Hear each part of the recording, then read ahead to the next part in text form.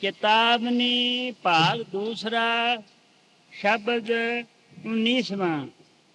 सोता मन का से जागे पाई, सोयो पाओ मैं करूं बखान। ਇਹ ਸ੍ਰੀ ਹਜ਼ੂਰ ਸੁਆਮੀ ਜੀ ਮਹਾਰਾਜ ਦੀ ਬਾਣੀ ਹੈ। ਆਪ ਸਮਝਾਉਂਦੇ ਹਨ ਕਿ ਸਾਡੇ ਔਰ ਪਰਮਾਤਮਾ ਦੇ ਦਰਮਿਆਨ ਅਗਰ ਕੋਈ ਰੁਕਾਵਟ ਹੈ, ਅਗਰ ਕੋਈ ਪਰਦਾ ਹੈ, ਉਹ ਕੇਵਲ ਆਪਣੇ ਮਨ ਦਾ ਪਰਦਾ ਹੈ। ਉਹ ਪਰਮਾਤਮਾ ਜਿਸ ਨੂੰ ਅਸੀਂ ਸਭ ਦੁਨੀਆ ਦੇ ਜੀਵ ਵਾਪਸ ਜਾ ਕੇ ਮਿਲਣਾ ਚਾਹੁੰਦੇ ਹਾਂ, ਉਹ ਪਰਮਾਤਮਾ ਕਿਤੇ ਬਾਹਰ ਨਹੀਂ ਹੈ। ਉਹ ਸਾਡੇ ਸਰੀਰ ਦੇ ਅੰਦਰ ਹੈ, ਉਹ ਸਾਡੀ ਦੇਹ ਔਰ ਸਾਡੇ ਵਜੂਦ ਦੇ ਅੰਦਰ ਹੈ।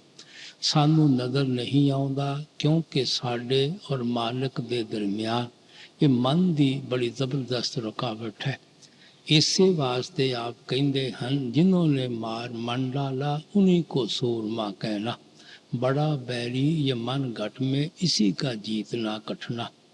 ਇਹ ਜਿਹੜਾ ਮਨ ਹੈ ਇਹ ਸਾਡੇ ਹਰ ਇੱਕ ਦੇ ਅੰਦਰ ਹੈ। ਦੁਨੀਆ ਅੰਦਰ ਬੜੇ ਬੜੇ ਸੂਰਮੇ ਲੋਕ ਹੋਏ ਹਨ, ਬਹਾਦਰ ਲੋਕ ਹੋਏ ਹਨ। ਉਹਨਾਂ ਦੀ ਬਹਾਦਰੀ ਦੇ ਨਾਲ ਸਾਡੀਆਂ ਹਿਸਟਰੀਆਂ ਭਰੀਆਂ ਹੋਈਆਂ ਹਨ। ਕਈਆਂ ਨੇ ਆਪਣੇ ਕੁਨਬੇ ਦੀ ਖਾਤਰ, ਕਬੀਲੇ ਦੀ ਖਾਤਰ, ਕੌਮਾਂ ਦੀ ਖਾਤਰ, ਮਜ਼ਹਬਾਂ ਦੀ ਖਾਤਰ, ਮੁਲਕਾਂ ਦੀਆਂ ਖਾਤਰ ਆਪਣੀਆਂ ਜਾਨਾਂ ਕੁਰਬਾਨ ਕਰ ਦਿੱਤੀਆਂ।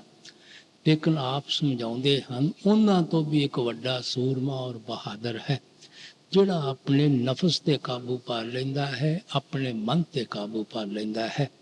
ਔਰ ਇਹ ਦੁਸ਼ਮਣ ਵੀ ਐਸਾ ਹੈ ਕਿ ਕਿਤੇ ਬਾਹਰ ਨਹੀਂ ਹੈ, ਸਾਡੇ ਸਰੀਰ ਅੰਦਰ ਬੈਠਾ ਹੋਇਆ ਹੈ, ਸਾਡੀ ਦੇਹ ਔਰ ਵਜੂਦ ਅੰਦਰ ਬੈਠਾ ਹੋਇਆ ਹੈ। ਅਗਰ ਦੁਸ਼ਮਣ ਕਿਤੇ ਬਾਹਰ ਹੁੰਦਾ, ਅਸੀਂ ਬੰਦੂਕਾਂ ਦੇ ਪਹਿਰੇ ਲਗਾ ਸਕਦੇ ਸੀ, ਅਸੀਂ ਤੋਪਾਂ ਦੇ ਪਗਾਰੇ ਲਗਾ ਸਕਦੇ ਸੀ, ਜਾਂ ਡਰਦੇ ਕਿਤੇ ਜੰਗਲਾਂ ਪਹਾੜਾਂ ਵਿੱਚ ਛੁਪ ਕੇ ਬੈਠ ਸਕਦੇ ਸੀ।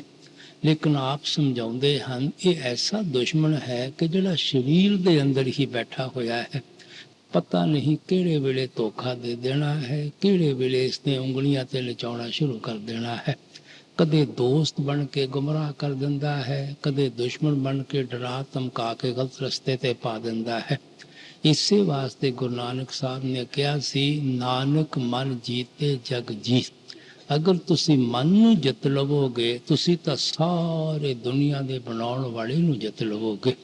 ਸੋਚ ਕੇ ਦੇਖ ਲਓ, ਇਹ ਆਪਣਾ ਮਨ ਹੀ ਤਾਂ ਹੈ ਜਿਸ ਦੇ ਤਾਬੇ ਹੋ ਕੇ ਅੱਜ ਭਰਾ ਭਰਾ ਦਾ ਦੁਸ਼ਮਣ ਹੈ, ਕੌਮ ਕੌਮ ਦੀ ਦੁਸ਼ਮਣ ਹੈ, ਮਜ਼ਹਬ ਮਜ਼ਹਬ ਦਾ ਦੁਸ਼ਮਣ ਹੈ, ਮੁਲਕ ਮੁਲਕ ਦਾ ਦੁਸ਼ਮਣ ਹੈ। ਰੋਜ਼ ਆਪਾਂ ਅਖਬਾਰਾਂ ਪੜ੍ਹਦੇ ਹਾਂ ਔਰ ਰੇਡੀਓ ਸੁਣਦੇ ਹਾਂ, ਕਿਸ ਤਰ੍ਹਾਂ ਲੋਕ ਇੱਕ ਦੂਸਰੇ ਦੇ ਖੂਨ ਦੇ ਪਿਆਸੇ ਹੋਏ ਬੈਠੇ ਹਨ। ਇਹ ਜੋ ਵੀ ਹੈ ਸਾਡਾ ਮਨ ਹੈ, ਜਿਹੜਾ ਹਰ ਇੱਕ ਨੂੰ ਉਂਗਲੀਆਂ ਤੇ ਟਪਾਉਣ ਲੱਗਾ ਹੋਇਆ ਹੈ। ਜਿਤਨਾ ਚਿਰ ਅਸੀਂ ਇਸ ਨੂੰ ਕਾਬੂ ਨਹੀਂ ਕਰਦੇ, ਅਸੀਂ ਵਾਪਸ ਜਾ ਕੇ ਕਦੇ ਵੀ ਪਰਮਾਤਮਾ ਨੂੰ ਮਿਲ ਨਹੀਂ ਸਕਦੇ। ਮਨ ਨੂੰ ਕਾਬੂ ਕਰਨ ਦਾ ਕੀ ਮਤਲਬ ਹੈ? ਜਿਸ ਤਰ੍ਹਾਂ ਸਾਡੀ ਆਤਮਾ ਉਸ ਪਰਮਾਤਮਾ ਦੀ ਅੰਸ਼ ਹੈ, ਇਸੇ ਤਰ੍ਹਾਂ ਮਨ ਵੀ ਕੋਈ ਛੋਟੀ ਜਿਹੀ ਚੀਜ਼ ਨਹੀਂ ਹੈ। ਇਹ ਵੀ ਬ੍ਰਹਮ ਦੀ ਅੰਸ਼ ਹੈ, ਤਿਰਕੁਟੀ ਦਾ ਰਹਿਣ ਵਾਲਾ ਹੈ। ਔਰ ਲੇਕਿਨ ਵਿਸ਼ਿਆਂ ਵਕਾਰਾਂ, ਸ਼ਰਾਬਾਂ, ਕਬਾਬਾਂ, ਇੰਦਰੀਆਂ ਦੇ ਭੋਗਾਂ ਵਿੱਚ ਫਸ ਕੇ ਆਪਣੇ ਆਪ ਨੂੰ ਖੋ ਬੈਠਾ ਹੈ, ਆਪਣੇ ਅਸਲ ਨੂੰ ਖੋ ਬੈਠਾ ਹੈ। ਜੋ ਮਨ ਕਰਮ ਕਰਦਾ ਹੈ, ਉਸ ਦਾ ਨਤੀਜਾ ਸਾਥ ਸਾਥ ਸਾਡੀ ਆਤਮਾ ਨੂੰ ਦੇਣਾ ਪੈਂਦਾ ਹੈ, ਕਿਉਂਕਿ ਸਾਡੇ ਰੂਹ ਔਰ ਮਨ ਦੀ ਗੱਠ ਬੱਝੀ ਹੋਈ ਹੈ। ਔਰ ਉਹਨਾਂ ਕਰਮਾਂ ਕਰਕੇ ਜਿੱਥੇ ਵੀ ਸਾਡੇ ਕਰਮ ਲਿਜਾਂਦੇ ਹਨ, ਉੱਥੇ ਜਾ ਕੇ ਸਾਨੂੰ ਜਨਮ ਲੈਣਾ ਪੈਂਦਾ ਹੈ। ਔਰ ਜਿੱਥੇ ਵੀ ਜਨਮ ਲੈਂਦੇ ਹਾਂ, ਦੁੱਖ ਔਰ ਮੁਸੀਬਤਾਂ ਸਾਨੂੰ ਸਹਿਣੀਆਂ ਪੈਂਦੀਆਂ ਹਨ। ਜਿਤਨਾ ਅਰਸਾ ਸਾਡੀ ਆਤਮਾ ਇਸ ਮਨ ਦਾ ਛਾਤ ਨਹੀਂ ਛੱਡਦੀ, ਨਾ ਸਾਨੂੰ ਕਦੇ ਆਪਣੇ ਆਪ ਦਾ ਪਤਾ ਲੱਗ ਸਕਦਾ ਹੈ, ਨਾ ਸਾਨੂੰ ਕਦੇ ਆਪਣੇ ਅਸਲ ਦਾ ਪਤਾ ਲੱਗ ਸਕਦਾ ਹੈ। ਇਸੇ ਵਾਸਤੇ ਸੋਕਰੇਟੀਸ ਨੇ ਕਿਹਾ ਸੀ, ਨੋ ਥਾਈ ਸੈਲਫ, ਸਭ ਤੋਂ ਪਹਿਲਾਂ ਆਪਣੇ ਆਪ ਨੂੰ ਪਹਿਚਾਨੋ। ਇਹੋ ਗੁਰੂ ਨਾਨਕ ਸਾਹਿਬ ਨੇ ਸਮਝਾਇਆ ਸੀ, ਸੋ ਜਨ ਨਿਰਮਲ ਜਿਨ ਆਪ ਪਛਾਤਾ। ਉਹ ਸ਼ਖਸ ਨਿਰਮਲ ਹਨ, ਪਿਓਰ ਹਨ, ਪਵਿੱਤਰ ਹਨ, ਜਿਹੜੇ ਆਪਣੇ ਆਪ ਨੂੰ ਪਹਿਚਾਨਣ ਦੇ ਕਾਬਲ ਬਣ ਜਾਂਦੇ ਹਨ। ਅਸੀਂ ਆਪਣੇ ਆਪ ਨੂੰ ਕਦੋਂ ਪਹਿਚਾਨਦੇ ਹਾਂ? ਜਦੋਂ ਅਸੀਂ ਮਨ ਔਰ ਮਾਇਆ ਦੇ ਦਾਇਰੇ ਤੋਂ ਪਾਰ ਚਲੇ ਜਾਂਦੇ ਹਾਂ, ਜਦੋਂ ਸਾਡੇ ਆਤਮਾ ਤੋਂ ਸਭ ਗੰਦੇ ਗੰਦੇ ਗਲਾਫ ਉਤਰ ਜਾਂਦੇ ਹਨ, ਜਦੋਂ ਸਾਡੇ ਰੂਹ ਔਰ ਮਨ ਦੀ ਗੱਠ ਖੁੱਲ ਜਾਂਦੀ ਹੈ। ਸੋ ਅਸੀਂ ਜੋ ਵੀ ਕੋਸ਼ਿਸ਼ ਕਰਨੀ ਹੈ, ਕੋਈ ਤਰੀਕਾ ਸੋਚਣਾ ਹੈ, ਕੋਈ ਉਪਾਅ ਕਰਨਾ ਹੈ, ਇਹ ਰੂਹ ਔਰ ਮਨ ਦੀ ਗੱਠ ਖੋਲਣ ਦਾ ਕਰਨਾ ਹੈ। ਤੁਸੀਂ ਦੇਖੋ ਬੱਦਲਾਂ ਦੇ ਅੰਦਰ ਪਾਣੀ ਕਿਤਨਾ ਸਾਫ਼ ਸੁਥਰਾ ਹੁੰਦਾ ਹੈ, ਲੇਕਿਨ ਜਦੋਂ ਬਰਸਾਤ ਹੁੰਦੀ ਹੈ ਉਹ ਜ਼ਮੀਨ ਤੇ ਆ ਜਾਂਦਾ ਹੈ, ਕਿਤਨੀ ਗੰਦਗੀ ਇਕੱਠੀ ਕਰ ਲੈਂਦਾ ਹੈ, ਸਟੈਗਨੇਟ ਕਰਦਾ ਹੈ, ਉਹਦੇ ਅੰਦਰੋਂ ਬਦਬੂ ਆਉਣੀ ਸ਼ੁਰੂ ਹੋ ਜਾਂਦੀ ਹੈ। ਉਹ ਅਖੀਰ ਪਾਣੀ ਆਪਣੇ ਆਪ ਨੂੰ ਗੰਦਗੀ ਦਾ ਹਿੱਸਾ ਹੀ ਸਮਝਣਾ ਸ਼ੁਰੂ ਕਰ ਦਿੰਦਾ ਹੈ। ਜਦੋਂ ਉਸ ਨੂੰ ਸੂਰਜ ਦੀ ਤਪਸ਼ ਮਿਲਦੀ ਹੈ, ਉਹ ਬੁਖਾਰਾਤ ਬਣ ਕੇ ਗੰਦਗੀ ਨੂੰ ਛੱਡਦਾ ਹੈ। ਉਹਨੂੰ ਹੋਸ਼ ਆ ਜਾਂਦੀ ਹੈ, ਮੈਂ ਕੋਈ ਹੋਰ ਚੀਜ਼ ਹਾਂ, ਗੰਦਗੀ ਕੋਈ ਹੋਰ ਚੀਜ਼ ਹੈ। ਮੈਂ ਗੰਦਗੀ ਦਾ ਸਾਥ ਲੈ ਕੇ ਆਪਣੇ ਆਪ ਨੂੰ ਗੰਦਗੀ ਸਮਝੀ ਬੈਠਾ ਸੀ। ਜਦੋਂ ਗੰਦਗੀ ਤੋਂ ਅਲੱਗਾ ਹੁੰਦਾ ਹੈ, ਫਿਰ ਉਹਨੂੰ ਅਸਲ ਦਾ ਪਤਾ ਲੱਗਦਾ ਹੈ ਕਿ ਅਸਮਾਨ ਦੇ ਅੰਦਰ ਬੱਦਲ ਹਨ। ਸਿੱਧਾ ਜਾ ਕੇ ਬੱਦਲਾਂ ਵਿੱਚ ਹੀ ਸਮਾ ਜਾਂਦਾ ਹੈ। ਇਹੋ ਸਾਡੇ ਸਾਰਿਆਂ ਦੇ ਆਤਮਾ ਦੀ ਹਾਲਤ ਹੈ। ਇਹ ਉਸ ਪਰਮਾਤਮਾ ਦੀ ਅੰਸ਼ ਹੈ, ਲੇਕਿਨ ਮਨ ਦੇ ਤਾਬੇ ਹੋ ਕੇ ਆਪਣੇ ਆਪ ਨੂੰ ਬਿਲਕੁਲ ਖੋ ਬੈਠੀ ਹੈ, ਬਿਲਕੁਲ ਭੁੱਲ ਬੈਠੀ ਹੈ। ਇਸ ਵਾਸਤੇ ਮਹਾਤਮਾ ਕਹਿੰਦੇ ਹਨ ਕਿ ਜਿਤਨਾ ਚਿਰ ਤੁਸੀਂ ਮਨ ਨੂੰ ਕਾਬੂ ਨਹੀਂ ਕਰੋਗੇ, ਜਿਤਨਾ ਤੁਸੀਂ ਮਨ ਨੂੰ ਨਿਰਮਲ ਨਹੀਂ ਕਰੋਗੇ, ਪਵਿੱਤਰ ਨਹੀਂ ਕਰੋਗੇ, ਪਿਓਰ ਨਹੀਂ ਕਰੋਗੇ, ਮਨ ਨੂੰ ਵਾਪਸ ਬ੍ਰਹਮ ਤਿਰਕੁਟੀ ਆਪਣੇ ਟਿਕਾਣੇ ਤੇ ਨਹੀਂ ਪਹੁੰਚਾਵੋਗੇ, ਨਾ ਤੁਸੀਂ ਕਦੇ ਆਪਣੇ ਆਪ ਨੂੰ ਪਹਿਚਾਨਣ ਦੇ ਕਾਬਿਲ ਬਣ ਸਕਦੇ ਹੋ, ਨਾ ਤੁਸੀਂ ਕਦੇ ਵਾਪਸ ਜਾ ਕੇ ਪਰਮਾਤਮਾ ਨੂੰ ਪਹਿਚਾਨਣ ਦੇ ਕਾਬਿਲ ਬਣ ਸਕਦੇ ਹੋ। ਹੁਣ ਅਸੀਂ ਸਭ ਦੁਨੀਆ ਦੇ ਜੀਵ ਆਪੋ ਆਪਣੀ, ਇਸੇ ਵਾਸਤੇ ਸਵਾਮੀ ਜੀ ਕਹਿੰਦੇ ਹਨ ਕਿ ਸਾਡਾ ਮਨ ਇਹਨਾਂ ਇੰਦਰੀਆਂ ਦੇ ਭੋਗਾਂ, ਵਿਸ਼ਿਆਂ, ਵਿਕਾਰਾਂ ਵਿੱਚ ਫਸ ਕੇ ਜਨਮਾਂ ਜਨਮਾਂ ਤੋਂ ਸੁੱਤਾ ਹੋਇਆ ਚਲਿਆ ਆ ਰਿਹਾ ਹੈ। ਸੁੱਤਾ ਹੋਇਆ ਕਿਉਂ ਕਹਿੰਦੇ ਹਨ? ਕਿਉਂਕਿ ਆਪਣੇ ਅਸਲ ਨੂੰ ਭੁੱਲਾ ਬੈਠਾ ਹੈ, ਆਪਣੇ ਘਰ ਨੂੰ ਭੁੱਲਾ ਬੈਠਾ ਹੈ, ਇਹਨਾਂ ਇੰਦਰੀਆਂ ਨੂੰ ਅਸਲ ਸਮਝੀ ਬੈਠਾ ਹੈ, ਇਸ ਰਚਨਾ ਨੂੰ ਅਸਲ ਸਮਝੀ ਬੈਠਾ ਹੈ। ਇਸ ਵਾਸਤੇ ਇੰਦਰੀਆਂ ਦੇ ਭੋਗਾਂ ਨਾਲ ਇਸ ਦਾ ਪਿਆਰ ਹੈ, ਰਚਨਾ ਦੀਆਂ ਸ਼ਕਲਾਂ ਔਰ ਪਦਾਰਥਾਂ ਨਾਲ ਇਸ ਦਾ ਪਿਆਰ ਹੈ। ਸੋ ਇਹ ਜਨਮਾਂ ਜਨਮਾਂ ਤੋਂ ਸੁੱਤਾ ਹੋਇਆ ਚਲਿਆ ਆ ਰਿਹਾ ਹੈ। ਇਸ ਵਾਸਤੇ ਕਹਿੰਦੇ ਹਨ ਕਿ ਸਾਨੂੰ ਕੀ ਉਪਾਅ ਕਰਨਾ ਚਾਹੀਦਾ ਹੈ, ਕੀ ਤਰੀਕਾ ਸੋਚਣਾ ਚਾਹੀਦਾ ਹੈ ਕਿ ਜਿਹੜਾ ਜਨਮਾਂ ਜਨਮਾਂ ਤੋਂ ਮਨ ਸਾਡਾ ਸੁੱਤਾ ਹੋਇਆ ਹੈ, ਇਹ ਜਾਗ ਪਵੇ। ਜਾਗਣ ਦਾ ਕੀ ਮਤਲਬ ਹੈ? ਇਹਨੂੰ ਆਪਣੇ ਆਪ ਦੀ ਸੋਝੀ ਆ ਜਾਵੇ, ਇਹਨੂੰ ਆਪਣੇ ਅਸਲ ਦੀ ਸੋਝੀ ਆ ਜਾਵੇ, ਇਹਨੂੰ ਆਪਣੇ ਘਰ ਪਹੁੰਚਣ ਦਾ ਤਰੀਕਾ ਔਰ ਸਾਧਨ ਪਤਾ ਲੱਗ ਜਾਵੇ, ਇਹ ਵਾਪਸ ਬ੍ਰਹਮ ਤਿਰਕੁਟੀ ਆਪਣੇ ਟਿਕਾਣੇ ਪਹੁੰਚ ਜਾਵੇ। ਕਿਉਂਕਿ ਮਨ ਵੀ ਜਿਤਨਾ ਚਿਰ ਇੰਦਰੀਆਂ ਦੇ ਭੋਗਾਂ ਦਾ ਗੁਲਾਮ ਹੈ, ਇਹ ਕਦੇ ਸੁਖ ਨਹੀਂ ਹਾਸਲ ਕਰ ਸਕਦਾ, ਇਹ ਕਦੇ ਸ਼ਾਂਤੀ ਪ੍ਰਾਪਤ ਨਹੀਂ ਕਰ ਸਕਦਾ। ਜੋ ਵੀ ਥੋੜੇ ਬਹੁਤ ਇਸ ਨੂੰ ਸੁਖ ਮਹਿਸੂਸ ਹੁੰਦੇ ਹਨ, ਅਰਸਾ ਪਾ ਕੇ ਸਭ ਦੁੱਖਾਂ ਅੰਦਰ ਤਬਦੀਲ ਹੋਣੇ ਸ਼ੁਰੂ ਹੋ ਜਾਂਦੇ ਹਨ। ਕਿਉਂਕਿ ਜਿਨ੍ਹਾਂ ਚੀਜ਼ਾਂ 'ਚੋਂ ਇਹ ਮਨ ਸੁਖ ਢੂੰਡਣ ਦੀ ਕੋਸ਼ਿਸ਼ ਕਰਦਾ ਹੈ, ਉਹ ਸਭ ਸ਼ਕਲਾਂ, ਸਭ ਪਦਾਰਥ ਟੈਂਪਰੇਰੀ ਔਰ ਆਰਜ਼ੀ ਹੀ ਹੁੰਦੇ ਹਨ। ਇਸ ਵਾਸਤੇ ਉਹਨਾਂ ਦਾ ਸੁਖ ਵੀ ਤਾਂ ਕੇਵਲ ਟੈਂਪਰੇਰੀ ਔਰ ਆਰਜ਼ੀ ਹੀ ਹੋ ਸਕਦੀ ਹੈ। ਜਿਤਨਾ ਚਿਰ ਸਾਡੇ ਮਨ ਨੂੰ ਉਹ ਚੀਜ਼ ਨਹੀਂ ਮਿਲਦੀ ਜਿਹੜੀ ਕਦੇ ਨਾਸ਼ ਨਹੀਂ ਹੁੰਦੀ, ਕਦੇ ਫਨਾ ਨਹੀਂ ਹੁੰਦੀ, ਇਸ ਦੇ ਅੰਦਰ ਵੀ ਕਦੇ ਸੁਖ ਨਹੀਂ ਆ ਸਕਦਾ, ਇਸ ਦੇ ਅੰਦਰ ਵੀ ਕਦੇ ਸ਼ਾਂਤੀ ਨਹੀਂ ਆ ਸਕਦੀ। ਇਸ ਵਾਸਤੇ ਸਵਾਮੀ ਜੀ ਮਹਾਰਾਜ ਪਿਆਰ ਨਾਲ ਸਮਝਾਉਂਦੇ ਹਨ ਕਿ ਜਿਤਨਾ ਚਿਰ ਅਸੀਂ ਮਨ ਨੂੰ ਨਿਰਮਲ ਨਹੀਂ ਕਰਾਂਗੇ, ਪਿਓਰ ਨਹੀਂ ਕਰਾਂਗੇ, ਪਵਿੱਤਰ ਨਹੀਂ ਕਰਾਂਗੇ, ਰੂਹ ਔਰ ਮਨ ਦੀ ਗੱਠ ਨਹੀਂ ਖੋਲਾਂਗੇ, ਮਨ ਦੀ ਰੁਕਾਵਟ ਨੂੰ ਆਪਣੇ ਰਸਤੇ 'ਚੋਂ ਦੂਰ ਨਹੀਂ ਕਰਾਂਗੇ, ਬੇਸ਼ੱਕ ਉਹ ਪਰਮਾਤਮਾ ਸਾਡੇ ਸਾਰਿਆਂ ਦੇ ਅੰਦਰ ਹੈ, ਅਸੀਂ ਕਦੇ ਵੀ ਵਾਪਸ ਜਾ ਕੇ ਪਰਮਾਤਮਾ ਨੂੰ ਮਿਲ ਨਹੀਂ ਸਕਦੇ। ਆਮ ਤੌਰ ਤੇ ਅਸੀਂ ਦੁਨੀਆ ਦੇ ਜੀਵ ਕਿਹੜੇ ਤਰੀਕਿਆਂ ਨਾਲ, ਜੁਗਤੀਆਂ ਨਾਲ, ਸਾਧਨਾ ਨਾਲ ਆਪਣੇ ਮਨ ਨੂੰ ਕਾਬੂ ਕਰਨ ਦੀ ਕੋਸ਼ਿਸ਼ ਕਰਦੇ ਹਾਂ, ਆਪ ਅੱਗੇ ਇਸ਼ਾਰਾ ਕਰਦੇ ਹਨ। ਸੋਤਾ ਮਨ ਕਸ ਜਾਗੇ ਪਾਈ,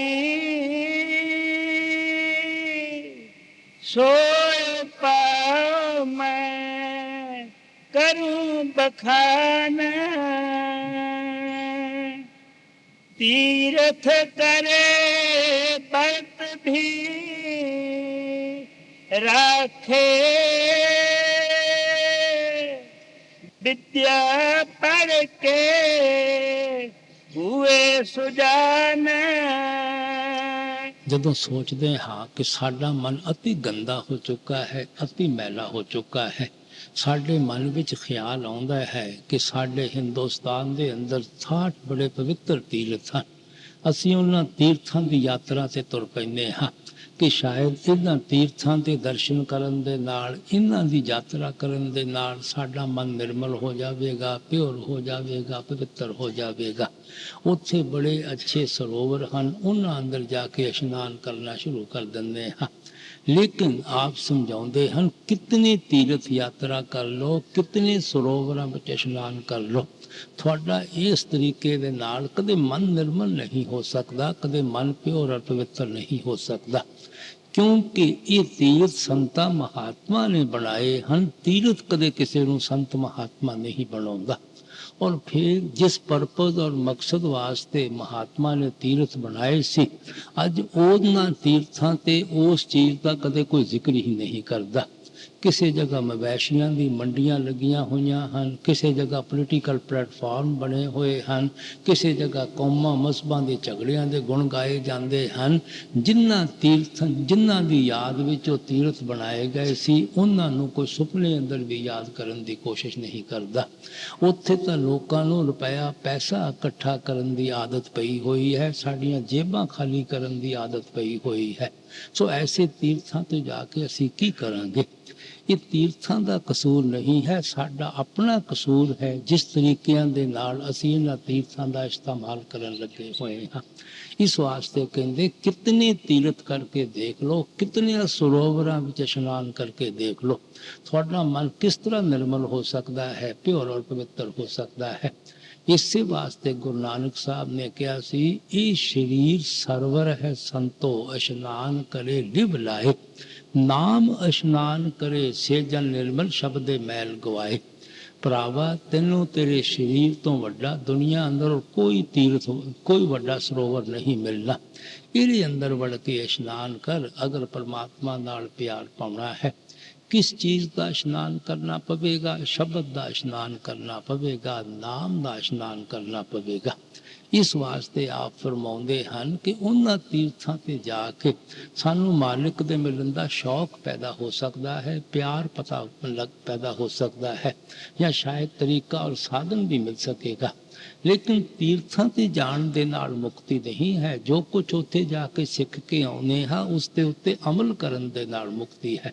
ਅਸੀਂ ਸ਼ਾਇਦ ਸੋਚਦੇ ਹਾਂ ਤੀਰਥ ਯਾਤਰਾ ਕਰਨ ਦੇ ਨਾਲ ਹੀ ਅਸੀਂ ਮੁਕਤੀ ਹਾਸਲ ਕਰ ਸਕਦੇ ਹਾਂ, ਜਾਂ ਉਹਨਾਂ ਸਰੋਵਰਾਂ ਵਿੱਚ ਇਸ਼ਨਾਨ ਕਰਨ ਦੇ ਨਾਲ ਹੀ ਮੁਕਤੀ ਹਾਸਲ ਕਰ ਸਕਦੇ ਹਾਂ।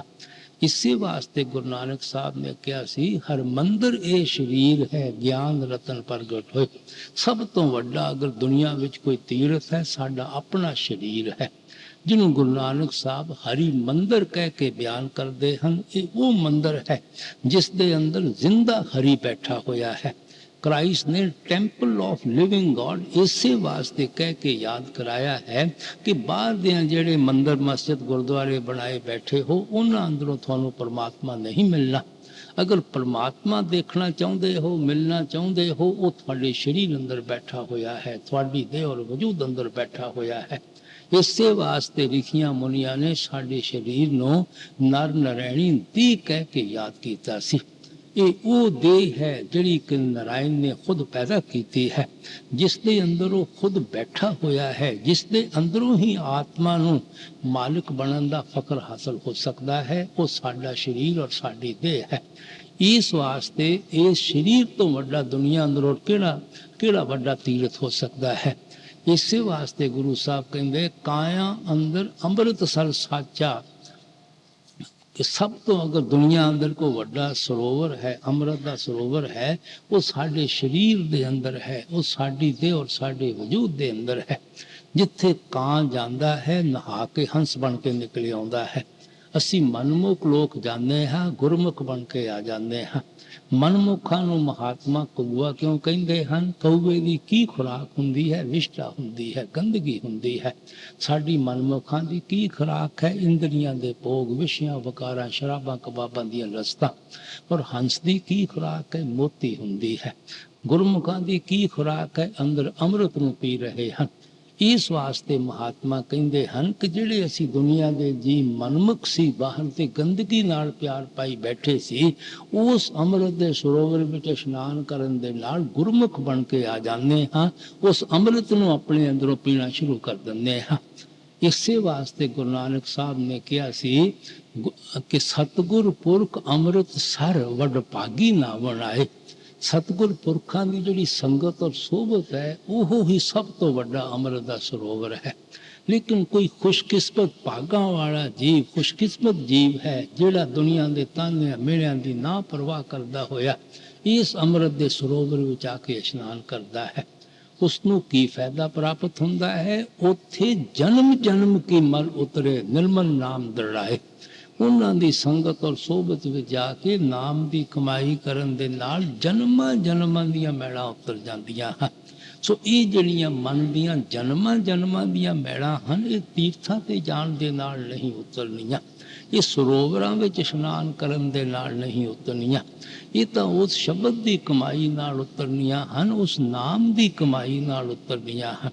ਇਸ ਵਾਸਤੇ ਸਵਾਮੀ ਜੀ ਕਹਿੰਦੇ ਕਿਤਨੇ ਤੀਰਥਾਂ ਤੇ ਘੁੰਮ ਕੇ ਦੇਖ ਲੋ, ਕਿਤਨੇ ਸਰੋਵਰਾਂ ਵਿੱਚ ਇਸ਼ਨਾਨ ਕਰਕੇ ਦੇਖ ਲੋ, ਜਿਤਨੇ ਮਰਜ਼ੀ ਗ੍ਰੰਥ ਪੋਥੀਆਂ ਵੇਦ ਸ਼ਾਸਤਰ ਪੜ੍ਹ ਕੇ ਦੇਖ ਲੋ, ਉਤਨਾ ਮਨ ਵਿੱਚ ਅਭਿਮਾਨ ਆ ਜਾਏਗਾ, ਹੰਕਾਰ ਆ ਜਾਵੇਗਾ।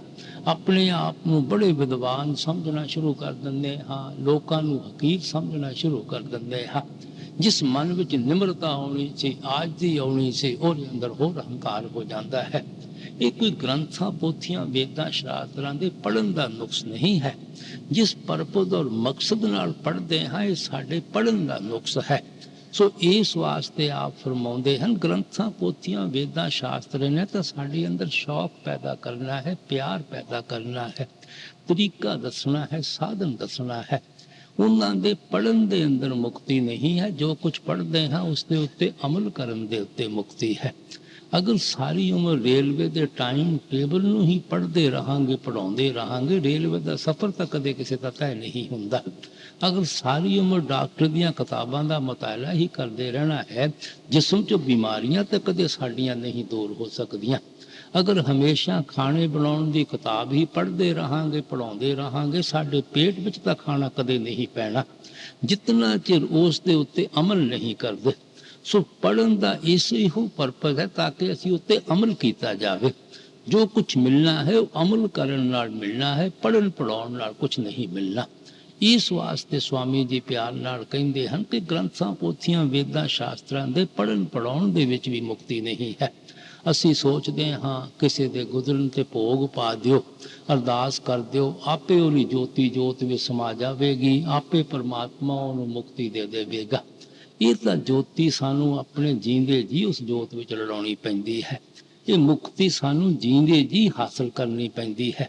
ਕਿਸੇ ਦੇ ਪੁੰਨ ਦਾਨ ਕਰਨ ਦੇ ਨਾਲ, ਕਿਸੇ ਦੇ ਪੜ੍ਹਨ ਪੜ੍ਹਾਉਣ ਦੇ ਨਾਲ ਸਾਨੂੰ ਉਸ ਦਾ ਕੋਈ ਲਾਭ ਨਹੀਂ ਮਿਲਦਾ। ਇਹ ਤਾਂ ਲੋਕਾਂ ਨੂੰ ਮੋਰਲ ਸਟਰੈਂਥ ਮਿਲ ਜਾਂਦੀ ਹੈ, ਆਪਣੇ ਆਪ ਨੂੰ ਹੌਸਲਾ ਦੇਣ ਵਾਸਤੇ ਗੱਲਾਂ ਕੀਤੀਆਂ ਜਾਂਦੀਆਂ ਹਨ।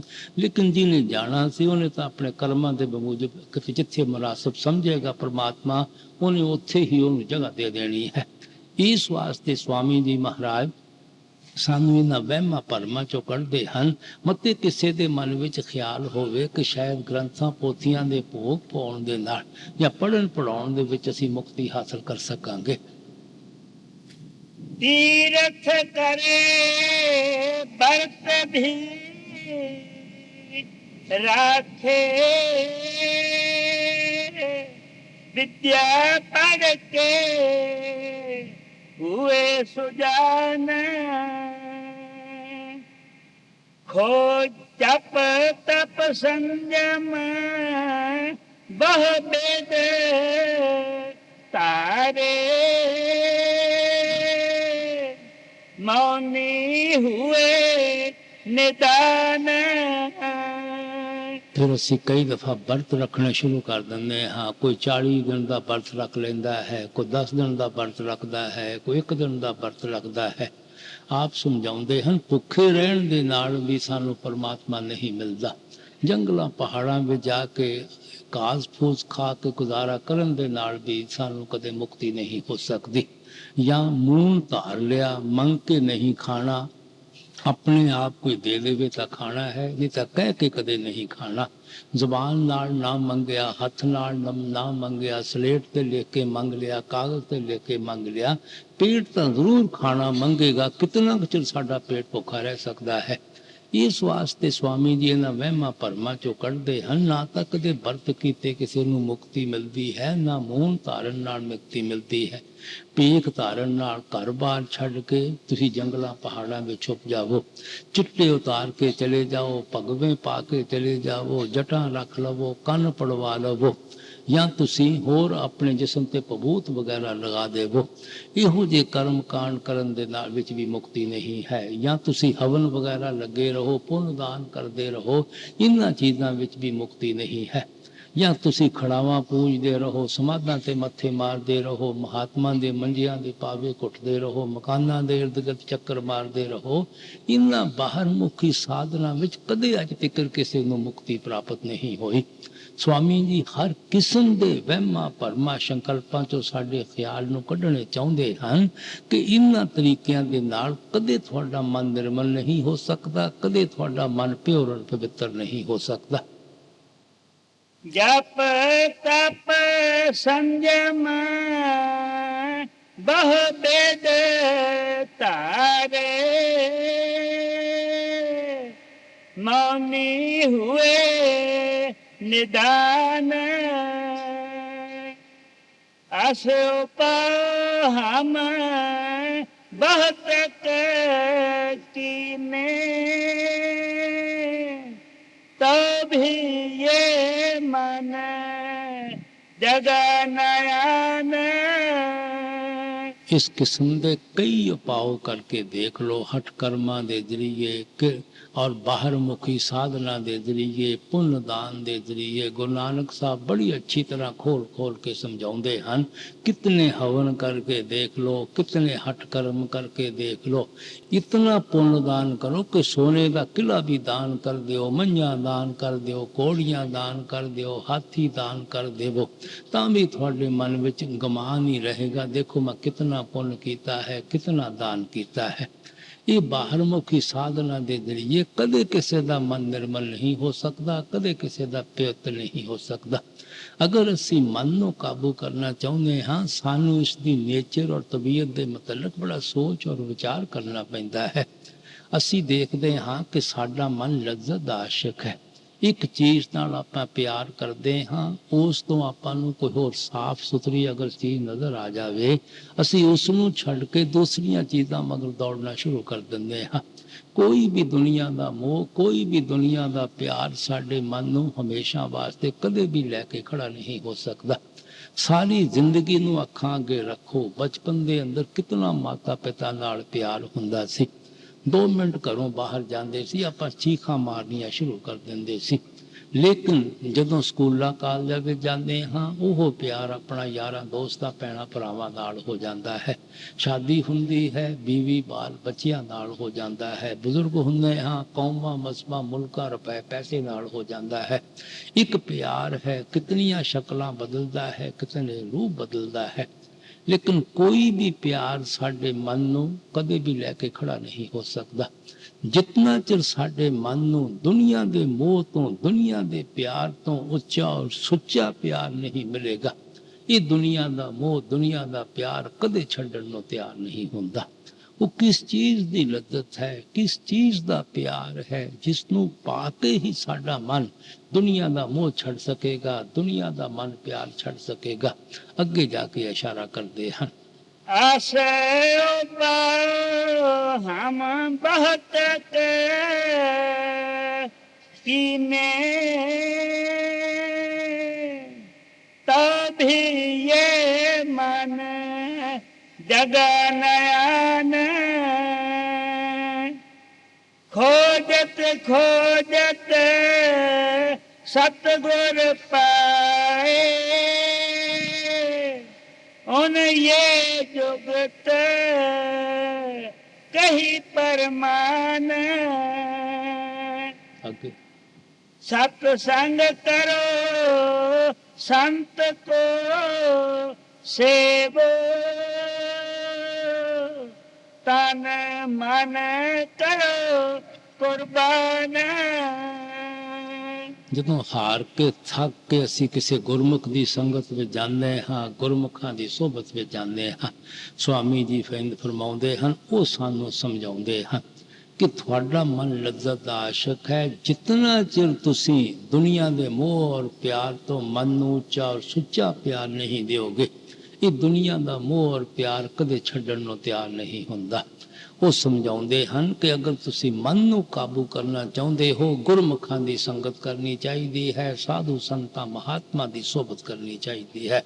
ਉਹ ਤੁਹਾਨੂੰ ਉਪਾਅ ਦੱਸਣਗੇ, ਉਹ ਤੁਹਾਨੂੰ ਤਰੀਕਾ ਦੱਸਣਗੇ, ਉਹ ਤੁਹਾਨੂੰ ਸਾਧਨ ਦੱਸਣਗੇ। ਉਹ ਕੀ ਸਮਝਾਉਂਦੇ ਹਨ? ਉਹ ਸਾਡੇ ਖਿਆਲ ਨੂੰ ਅੰਦਰ ਸ਼ਬਦ ਦੇ ਨਾਲ ਜੋੜ ਦਿੰਦੇ ਹਨ, ਨਾਮ ਦੇ ਨਾਲ ਜੋੜ ਦਿੰਦੇ ਹਨ। ਜੈਸੇ ਜੈਸੇ ਸਾਨੂੰ ਅੰਦਰੋਂ ਸ਼ਬਦ ਔਰ ਨਾਮ ਦੀ ਲੱਜ਼ਤ ਆਉਂਦੀ ਜਾਂਦੀ ਹੈ, ਵੈਸੇ ਵੈਸੇ ਸਾਡਾ ਮਨ ਦੁਨੀਆ ਦੇ ਮੋਹ ਔਰ ਪਿਆਰ ਚੋਂ ਨਿਕਲਦਾ ਰਹਿੰਦਾ ਹੈ। ਇਹ ਜਿਹੜਾ ਹੱਠ ਕਰਮਾਂ ਦੇ ਜ਼ਰੀਏ, ਡਿਸਿਪਲਿਨ ਦੇ ਜ਼ਰੀਏ ਜ਼ਬਰਦਸਤੀ ਆਪਣੇ ਮਨ ਨੂੰ ਕਾਬੂ ਕਰਨ ਦੀ ਕੋਸ਼ਿਸ਼ ਕਰਦੇ ਹਾਂ, ਇਹ ਇਸੇ ਤਰ੍ਹਾਂ ਹੈ ਜਿਸ ਤਰ੍ਹਾਂ ਲੋਕ ਸੱਪ ਨੂੰ ਘੇਰ ਘੂਰ ਕੇ ਪਟਾਰੀ ਵਿੱਚ ਬੰਦ ਕਰ ਦਿੰਦੇ ਹਨ। ਪਟਾਰੀ ਵਿੱਚ ਬੰਦ ਕਰਨ ਦੇ ਨਾਲ ਸੱਪ ਦੇ ਅੰਦਰੋਂ ਗੁੱਸਾ ਨਹੀਂ ਜਾਂਦਾ, ਜ਼ਹਿਰ ਨਹੀਂ ਜਾਂਦਾ, ਰੋਸ ਨਹੀਂ ਜਾਂਦਾ। ਜਿਤਨਾ ਚਿਰ ਉਹ ਬੰਦ ਹੈ, ਅਸੀਂ ਉਸ ਦੇ ਡੰਗ ਔਰ ਜ਼ਹਿਰ ਤੋਂ ਜ਼ਰੂਰ ਬਚੇ ਹੋਏ ਹਾਂ। ਜਦੋਂ ਵੀ ਉਸ ਨੂੰ ਨਿਕਲਣ ਦਾ ਮੌਕਾ ਮਿਲੇਗਾ, ਡੰਗ ਜ਼ਰੂਰ ਮਾਰੇਗਾ, ਕਦੇ ਆਪਣੀ ਆਦਤ ਤੋਂ ਬਾਜ਼ ਨਹੀਂ ਆਉਂਦਾ। ਉਸੇ ਸੱਪ ਨੂੰ ਪਕੜ ਕੇ ਜ਼ਹਿਰ ਦੀ ਥੈਲੀ ਕੱਢ ਦੇਈਏ, ਉਹ ਸੱਪ ਹਾਰਮਲੈਸ ਹੋ ਜਾਂਦਾ ਹੈ, ਭਾਵੇਂ ਸਾਰਾ ਦਿਨ ਗਲੇ ਵਿੱਚ ਪਾਈ ਫਿਰੀਏ। ਤੁਸੀਂ ਦੇਖੋ, ਅਗਰ ਕੋਈ ਕੰਗਾਲ ਕੌਡੀਆਂ ਮੰਗਦਾ ਫਿਰਦਾ ਹੈ, ਇੱਕ ਕੌਡੀ ਲੈਣ ਦੀ ਕੋਸ਼ਿਸ਼ ਕਰੋ, ਮਰਨ ਮਾਰਗ ਤੱਕ ਜਾਵੇਗਾ।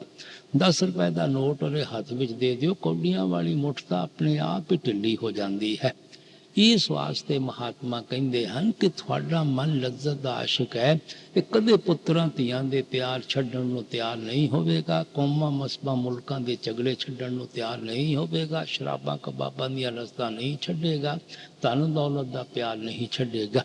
ਜਿਤਨਾ ਚਿਰ ਤੁਸੀਂ ਇਸ ਲੱਜ਼ਤ ਤੋਂ ਉੱਚੀ ਔਰ ਸੁੱਚੀ ਮਨ ਨੂੰ ਲੱਜ਼ਤ ਨਹੀਂ ਦਿਓਗੇ। ਉਹ ਲੱਜ਼ਤ ਕਿਸ ਚੀਜ਼ ਦੀ ਹੈ? ਉਹ ਗੁਰਮੁਖ ਸਮਝਾਉਂਦੇ ਹਨ, ਸ਼ਬਦ ਦੀ ਲੱਜ਼ਤ ਹੈ, ਨਾਮ ਦੀ ਲੱਜ਼ਤ ਹੈ। क्योंकि उस शब्द की लज्जत इतनी उच्ची है, सुची है, उस लज्जत नूं पा के साडा मन अपने आप ही दुनिया का मोह छड़ दिंदा है, दुनिया का प्यार छड़ दिंदा है। इसे वास्ते गुरु नानक साहब ने कहा सी, गुर का शब्द महारस मीठा। वो शब्द जिस दे नाल गुरमुख साडे ख्याल नूं जोड़दे हन, उसकी लज्जत तो बहुत ज्यादा मिठी है। इसे वास्ते ज्यादा मिठियां लज्जत कहते हैं कि बाकी सब दुनिया के रस फिक्के होने शुरू हो जाएंगे। जिसनों हीरे जवाहरात मिल जाएंगे, फिर वो क्यों कौड़ियां मगर दर बदर ठोकरां खाते हैं। इस वास्ते महात्मा साडे ख्याल नूं उस शब्द दे नाल जोड़ते हैं, उस नाम दे नाल जोड़ते हैं। मैं हमेशा अर्ज करता हाँ, जितने भी अपने मजहब हैं, सब दे रस्मों रिवाज जरूर आपो अपने हैं, क्योंकि असी अपनी जरूरत के मुताबिक पैदा किए हुए हैं। लेकिन जी रूहानियत है, असलियत है, हकीकत है, एसेंस ऑफ ट्रुथ है, बेस ऑफ स्पिरिचुअलिटी है, वो हर एक मजहब की तह के अंदर एको ही चीज है। उस रूहानियत को महात्मा शब्द कहते हैं, महात्मा नाम कहते हैं। कई मुख्तलिफ लफ्ज़ों के जरिए महात्मा ने समझाया है। जितना चिर उस शब्द की लज्जत नहीं हासिल करांगे, उस नाम की लज्जत हासिल नहीं करांगे, साडे मन का निर्मल प्योर पवित्र होने का सवाल ही पैदा नहीं होता। इसे वास्ते गुरु नानक साहब ने कहा सी, शब्द मरे मन निर्मल संतो ये पूजा थाए पाई। जदों शब्द की कमाई करके, नाम की कमाई करके थोड़ा मन निर्मल हो जाएगा, प्योर हो जाएगा, पवित्र हो जाएगा, ये असली मालिक की भगती है। इसे भगती ने थानू थोड़े ठिकाने ते पहुंचाना है। तो जदों भी मन प्योर और पवित्र होंदा है, केवल शब्द की कमाई करके कि शब्द साध जाने ता आप पछाने, शब्द की लज्जत अंदरों आउंदी है तां असीं अपने आप नूं पहचानण दे काबिल बनदे हां कि मन और माया के दायरे तो पार हो जाते हां। शब्द मरे सो जन निर्मल, कि जिहड़े शब्द के अंदर मर जाते हैं वो निर्मल हो जाते हैं, प्योर हो जाते हैं, पवित्र हो जाते हैं, अपने मन और माया के दायरे तो पार चले जाते हैं। ਉਹ ਹੀ ਚੀਜ਼ ਸਾਨੂੰ ਮਨ ਔਰ ਮਾਇਆ ਦੇ ਦਾਇਰੇ ਤੋਂ ਪਾਰ ਲਿਜਾ ਸਕਦੀ ਹੈ ਜਿਹੜੀ ਮਨ ਔਰ ਮਾਇਆ ਦੇ ਦਾਇਰੇ ਤੋਂ ਪਾਰੋਂ ਆਉਂਦੀ ਹੋਵੇ। ਉਹ ਸ਼ਬਦ ਸੱਚਖੰਡ ਤੋਂ ਉੱਠਦਾ ਹੈ।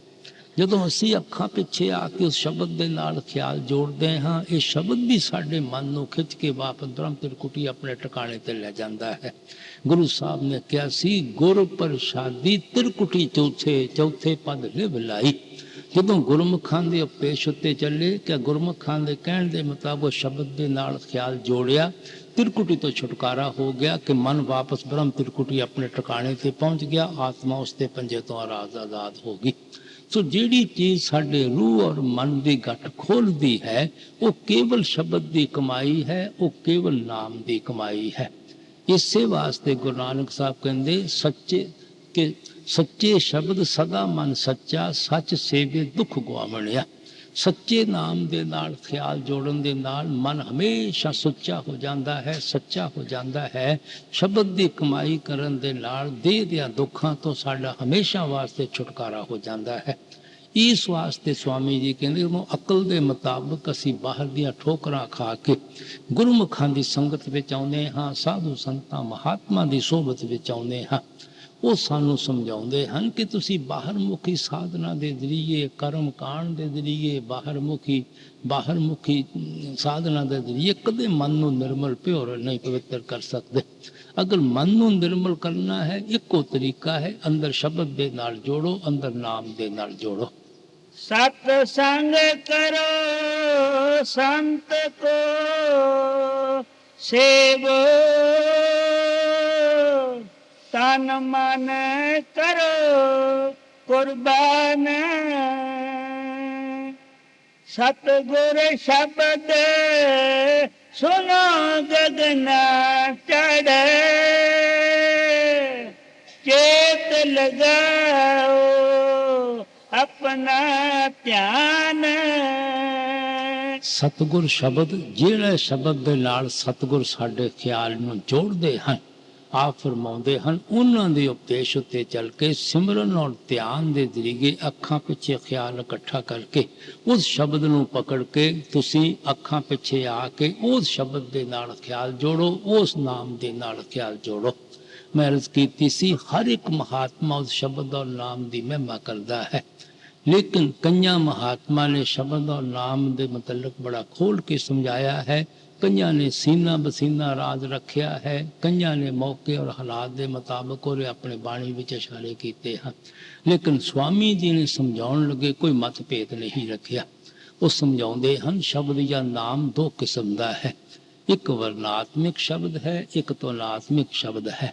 ਇਹ ਜਿਤਨੇ ਲਫ਼ਜ਼ ਅਸੀਂ ਆਪੋ ਆਪਣੇ ਪਿਆਰ ਵਿੱਚ ਆ ਕੇ ਮਾਲਕ ਦੇ ਨਾਮ ਰੱਖੀ ਬੈਠੇ ਹਾਂ, ਅੱਲਾ, ਵਾਹਿਗੁਰੂ, ਹਰੀ ਓਮ, ਰਾਧਾ ਸਵਾਮੀ, ਪਰਮਾਤਮਾ, ਪਰਮੇਸ਼ਰ ਵਗੈਰਾ, ਇਹ ਸਭ ਆਪਣੇ ਲਿਖਣ ਵਿੱਚ ਆਉਂਦੇ ਹਨ, ਪੜ੍ਹਨ ਵਿੱਚ ਆਉਂਦੇ ਹਨ, ਬੋਲਣ ਵਿੱਚ ਆਉਂਦੇ ਹਨ। ਇਸ ਵਾਸਤੇ ਆਪ ਇਹਨਾਂ ਨੂੰ ਵਰਣਾਤਮਿਕ ਸ਼ਬਦ ਕਹਿੰਦੇ ਹਨ।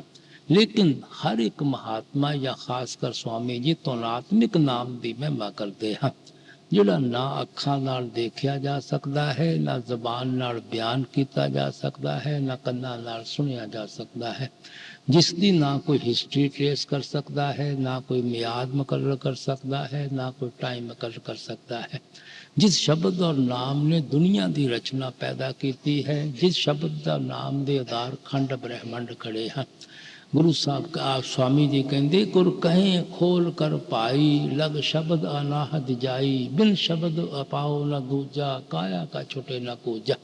ਉਹ ਜਿਹੜਾ ਅਨਹਦ ਸ਼ਬਦ ਦਾ ਜ਼ਿਕਰ ਕਰਦੇ ਹਨ, ਉਹ ਕਿਤੇ ਬਾਹਰ ਨਹੀਂ ਹੈ, ਸਾਡੇ ਅੱਖਾਂ ਪਿੱਛੇ ਹੈ। ਜਿਸਮ ਦੇ ਅੰਦਰ ਜਿਹੜੇ ਰੂਹ ਔਰ ਮਨ ਦੀ ਜਗ੍ਹਾ ਹੈ, ਉਹ ਅੱਖਾਂ ਪਿੱਛੇ ਹੈ।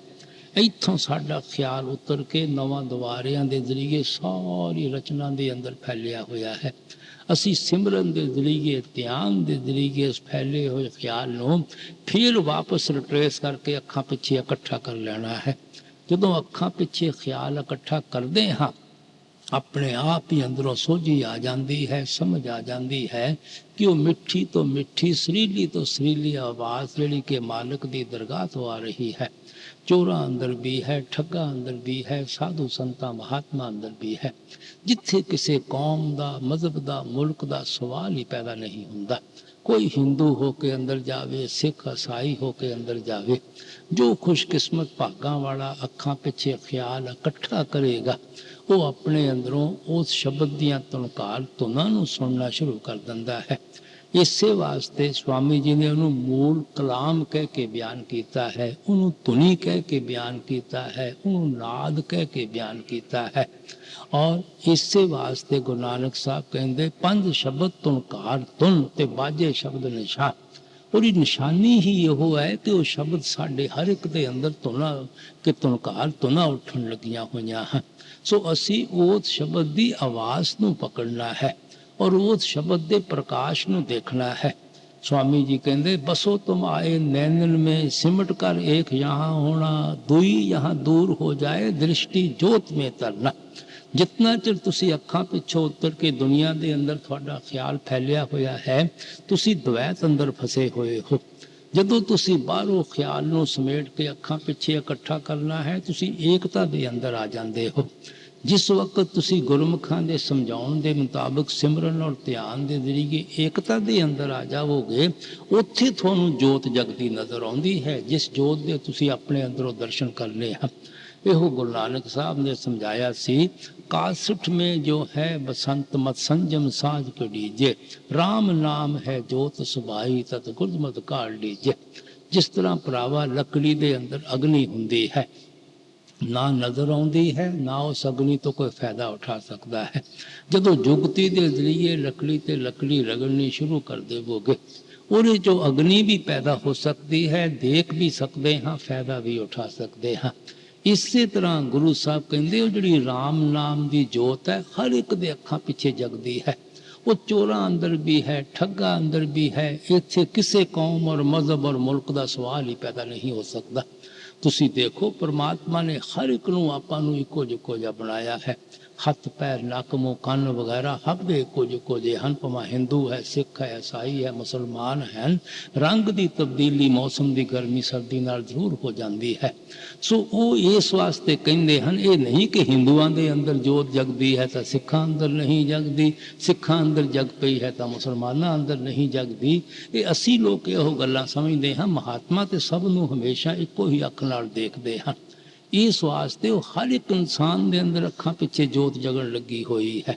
लेकिन तत् गुरमत काल लीजिए, जितना चिर गुरमुखां दे मत उत्ते नहीं चलोगे, उन्हां दी जुगती के मुताबिक अंदर वड़ के रिसर्च और खोज नहीं करोगे, तुसी कदे भी उस जोत के दर्शन नहीं कर सकते। उन्हां दी की मत है, उन्हां दी की उपदेश है। 9 दरवाजे नवें दर फीके रस अमृत 10वीं च बीजे। अखां तो नीचे नीचे इंद्रियां दे भोग हैं, विषयां वकारां शराबां कबाबां दियां लस्तां हैं।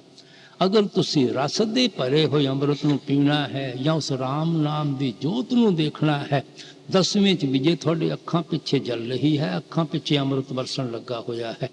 सो जितना चिर आपां उस नुकते और पॉइंट ते ही नहीं पहुंचांगे जिथे दाता दात दिंदा है, बख्शिश करता है, अमृत बरसता है, असी उस अमृत नूं किस तरह पी सकांगे। इस वास्ते आप उस शब्द का जिक्र करते हैं जिस दे अंदर प्रकाश भी है, जिस दे अंदर तुनकार धुना भी उठन लगियां हुई हैं। आम संतां महात्मा ने उसनों सच्चा शब्द और सच्चा नाम कह के समझाने की कोशिश की है। ग्रंथां पोथियां वेदां शास्त्रां विच महात्मा जिक्र करते हैं, उसनों हासिल करन दा शायद तरीका और साधन भी समझा देंदे हैं। लेकिन वो शब्द और नाम ग्रंथां पोथियां दे पढ़न नाल नहीं मिलता, और शरीर के अंदर वड़ के खोज करन दे नाल मिलता है। मंदिरां मस्जिदां गुरुद्वारियां विच उसका कीर्तन गाया जाता है, उसके गुण गाए जाते हैं, महिमा की जाती है, सत्संग के अंदर उसका प्रचार किया जाता है। लेकिन वो जिहड़ी नाम रूपी दौलत है, वो तो साडे शरीर के अंदर है, वो साडी दे और साडे वजूद के अंदर है। इसे वास्ते गुरु नानक साहब ने दावे नाल कहा सी, गुरमुख होए सो काया खोजे होर सब परम भलाई। जिहड़े मालिक दे भगत हैं, प्यारे हैं, आशिक हैं, वो हमेशा देह और शरीर के अंदर वड़ के खोज करते हैं। बाकी सब दुनिया के जी वहमां भरमां विच फस के इत्थे ही दिन रात भुले बैठे हैं। सो महात्मा उस शब्द का जिक्र करते हैं, महात्मा उस नाम का जिक्र करते हैं। ਇਸ ਵਾਸਤੇ ਸਵਾਮੀ ਜੀ ਕਹਿੰਦੇ ਹਨ, ਜਦੋਂ ਅਸੀਂ ਗੁਰਮੁਖਾਂ ਦੀ ਸੰਗਤ ਵਿੱਚ ਜਾਂਦੇ ਹਾਂ, ਸਾਡਾ ਖਿਆਲ ਉਸ ਸ਼ਬਦ ਦੇ ਨਾਲ ਜੁੜਦਾ ਹੈ, ਉਸ ਨਾਮ ਦੇ ਨਾਲ ਜੁੜਦਾ ਹੈ। ਇਸੇ ਵਾਸਤੇ ਚੌਥੀ ਪਾਤਸ਼ਾਹੀ ਨੇ ਕਿਹਾ ਸੀ, ਨਾਮ ਮਿਲੇ ਮਨ ਤ੍ਰਿਪਤੀਏ, ਬਿਨ ਨਾਮੇ ਤਿਲਕ ਜੀਵਾ।